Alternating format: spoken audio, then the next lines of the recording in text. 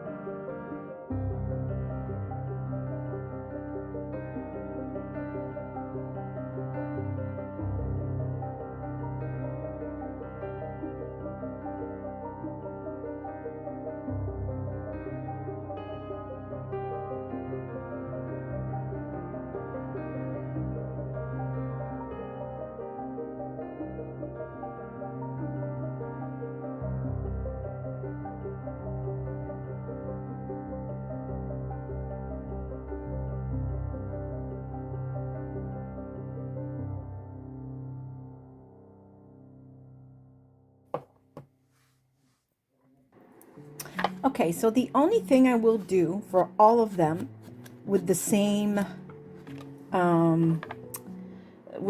medium is ink the edges with probably gathered twigs. I think it's a fine color for this paper set. I think it goes well with the orange and the blue, and it ties everything together. So I will heavily ink the edges of all of these papers with the same gathered twigs for uniformity. Now, of course, I don't even know what the other ones will look like because, again, we're not using the same mediums. So these were done with the Inktense pencils, as you just saw. And now I will probably jump in with, actually, I'm not sure, maybe the watercolors. And nothing reacts the same way. It's not the exact same hue. It's not the exact same shades or hue or colors, if you will. So I go with what looks close enough.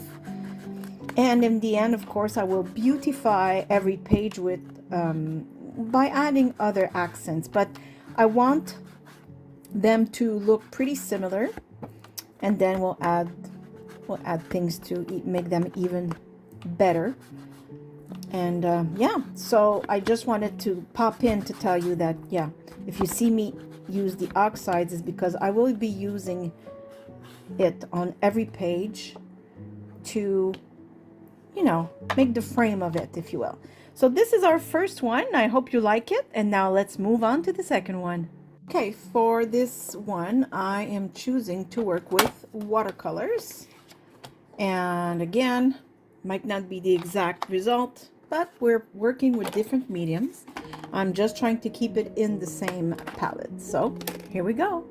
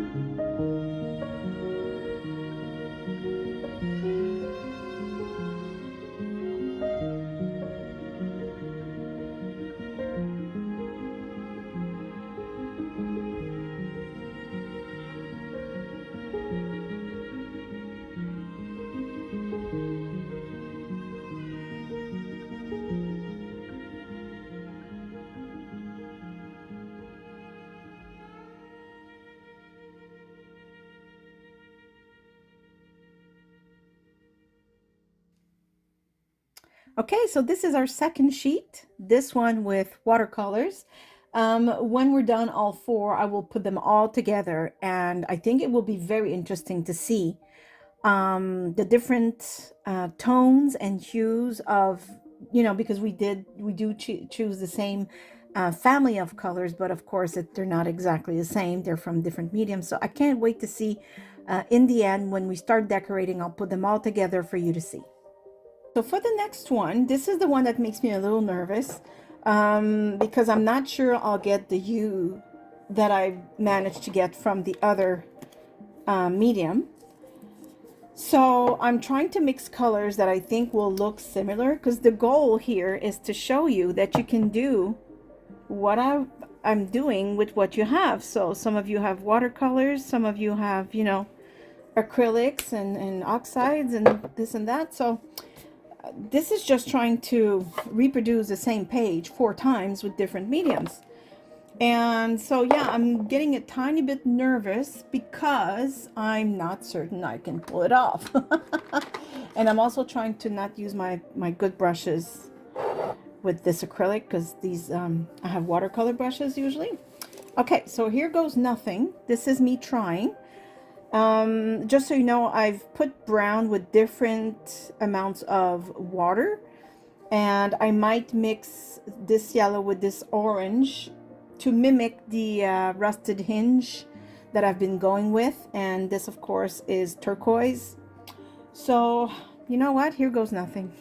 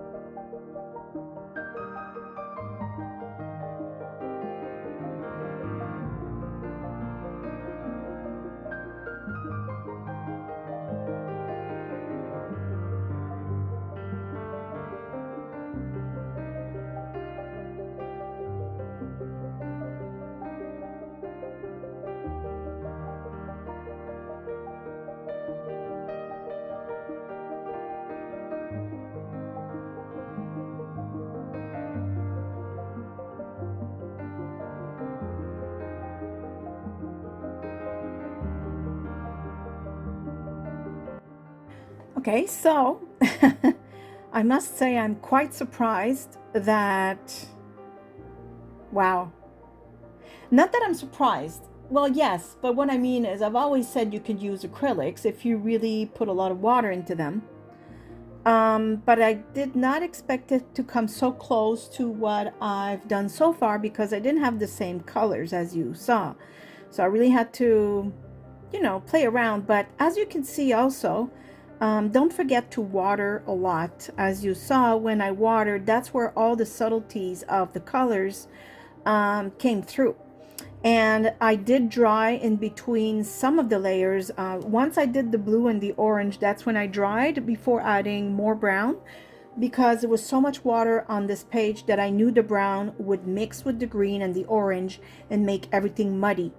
Where yes, a tiny bit of faded colors is wanted, you also want to have some pops of colors where the color is still true to itself.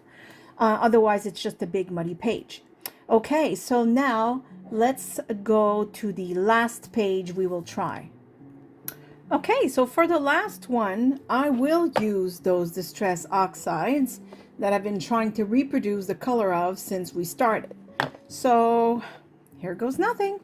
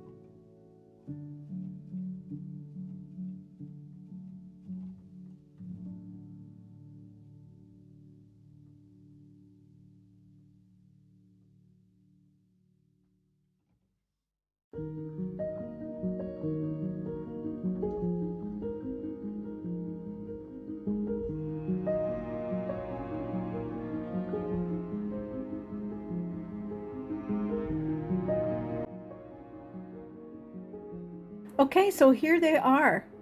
4 pages in the same tones of colors, but with different mediums. And I must say, I'm really loving this. And I have trouble remembering what is what, but I wrote it in the back. So let's start with this one. So this one, this one was the one that scared me the most to do for some reason, because acrylics are opaque. And also I'm working on watercolor paper for all of these, because this is one sheet of watercolor, you know, paper cut in 4 pieces. And I must say, I love how different the effects are. I really, really love it. Of course, there's the artist behind it, right? The way I do the brush strokes and the water I add, and that's the variant. And that's going to happen with every painting you do, even if you're a professional and you do the same leaf or the same flower. One day your brush stroke is a little to the, you know, it's different. But this is, I'm very surprised. I actually really, really love the one that was made with the acrylic paints. Of course, like you saw, I watered it down a lot, but I absolutely love the effect. And this one was with the Inktense pencils. Now, Inktense pencils, as I said, are ink once they dry. So unlike watercolor or water soluble pens and paints, you can't lift it once it's dried. They will act like watercolors when they're wet. So while you're working them, of course you can lift them, but if there's a part of them that already dried, that's it, the stain is there to stay. And yeah, another surprising fun result. I really love it. This one was with the watercolors on watercolor paper. And you know what? I don't know, to me, they all look amazing. These two are a little darker for some reason. These were made with the oxides. Maybe I went a little dark with those, and that's okay. They don't have to be exactly the same. Clearly, I wanted to go with the same theme, with the same colors, but with different medium, and show you that it can actually be done. When I tell you use what you have, this is what I mean. You don't have to have everything, you know, everybody has. I don't have everything you guys have, I'm sure. But this is it, you know, you can absolutely do what I've done. So if you want to stick around, I'm going to embellish these a tiny bit. Now, the goal here is for me to be able to scan them, and then I'll print them and I can use them in my art, in my journals, right? Because these are my backgrounds, I've made them, right? So you can do that as well. So now I will add some final touches to these. I really like them just the way they are, but it's just, you know, for future use or something like that. So I'm going to use I have different kinds of, don't remember what stencils. And I'm just going to go around certain pages. Some will have this one, some will have the writing. How about I just do this one with that? Just here and there. Oops, don't move. My goodness. Here and there. Way to ruin it, Chantal. These ones are not super strong stencils, so they do tend to move.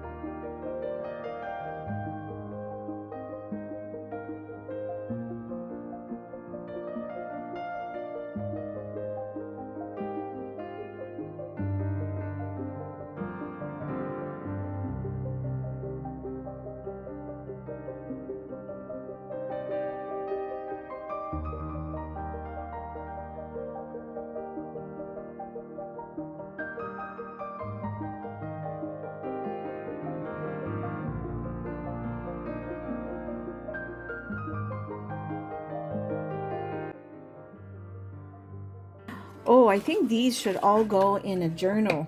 I've been making a lot of grungy stuff lately, and I don't know if I should fold them in half and decorate this, or put them like this and, you know, have them flip out. Of course, the back will be colored. And as I've showed you before, let me see if I can find one that has stains. Yeah, this one is pretty stained. Look how beautiful it becomes once you apply this on the other side. It makes all those stains pop. You know, when I was working on my desk, right, all the paint would seep underneath and make all kinds of stains. Look at that. I love it. It's so beautiful. I don't have anything else to do but go around with my brush. Like, same here, look. They pop right out. I don't know if you can see that properly on camera, but oh, I love it. Okay, so the rest of this would be to like put maybe some those beautiful rub-ons that I love so much, or stamps, black and white stamps, or washi stickers would be absolutely gorgeous, especially when you press on them a tiny bit so that the white edge kind of melts into the decor and you don't really see it anymore. So yeah, you can absolutely do what I've done, as you can see, with your own medium. It doesn't have to be the same as I have, and that was the whole goal of this this session today. So I'm not going to add anything more. Now these papers, these I can absolutely scan and give you, which I will. So here's how I done it.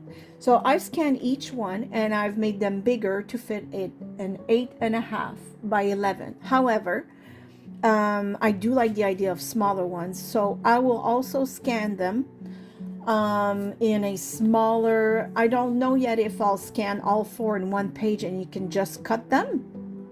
I mean, that would be probably the best for saving paper, especially if you scan them on cardstock.